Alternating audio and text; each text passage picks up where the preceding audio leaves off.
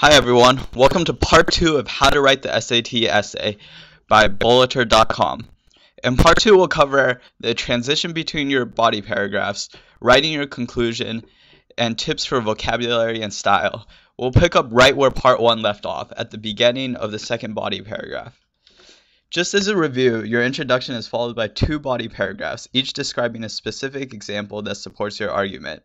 The first sentence of your second body paragraph will be a transition sentence, linking the 2 body paragraphs. We'll go into much more detail about this transition in just 1 minute. But after the transition, you'll again go on to tell the story of your example through specific information and details. Remember, this is what makes or breaks your essay score. The more specific details you can put into your essay while remaining relevant to the overall point, the better your essay will be. End with details that connect the example back to the thesis, linking it to your overall main point, and re-say your main point in 1 sentence. Always keep in mind, specific, detailed, relevant. If you describe your examples with specific, detailed information and make them relevant to your overall argument, you'll have an essay that's golden. Here's more detail about the transition at the start of your second body paragraph. The transition is really important in keeping the flow of your essay. There are 2 good ways of doing this. The first is to point out a parallel between your 2 examples, using phrases like just as or similarly. Say our examples were Thomas Edison and Hester Prynne. We could say, just as Thomas Edison was forced to overcome countless difficulties, Prynne faces enormous social barriers within her puritanical society and Hawthorne's The Scarlet Letter. Notice the use of the phrase just as. The other way is to point out a similarity that the 2 examples have, even despite their differences. Using the same 2 examples, we could say, although Hester Prynne of Hawthorne's The Scarlet Letter is confronted by a far different set of challenges than Edison was, she displays a similar desire to persevere in spite of drawbacks. Notice the words although and far different to show the differences, and the phrase a similar desire to emphasize the similarities.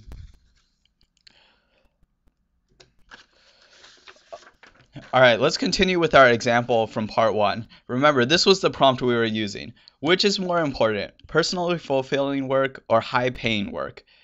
Our 2 examples were Andrew Carnegie and Huckleberry Finn in that order. Let's take a look at a sample transition. We're going to use the point out a similarity method of transitioning.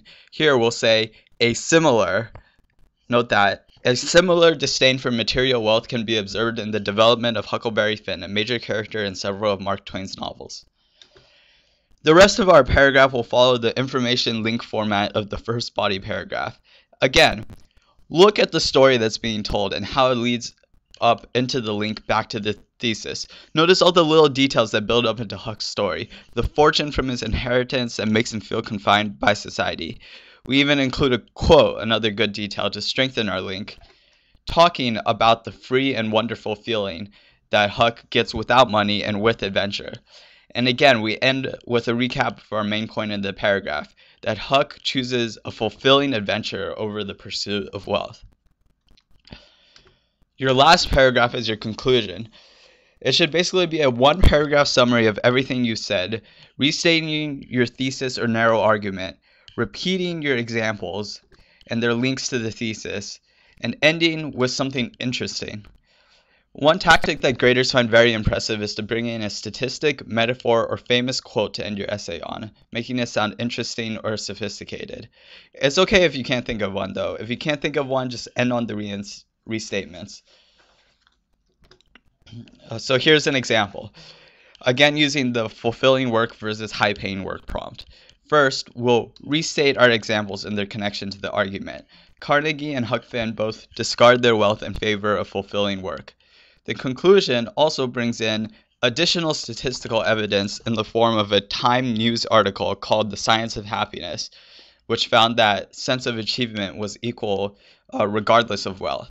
And finally, we end the essay with a nice little metaphor. The late blooming magnolia symbolizes the ultimately more attractive nature of fulfilling work over high-paying work.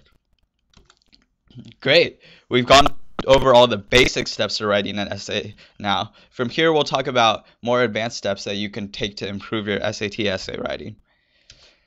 To make your actual writing style more sophisticated, there are a few techniques you can try. The main one is the target words technique. Before the test begins, prepare 10 to 15 advanced vocabulary words. Know these very well, then use a few of them in every essay you write. This will make the overall vocabulary of your essay tremendously improved. Besides that, try to use a variety of different sentence structures. Start your sentences with different words. Have some be long, some be short, some be complex, some be compound, etc.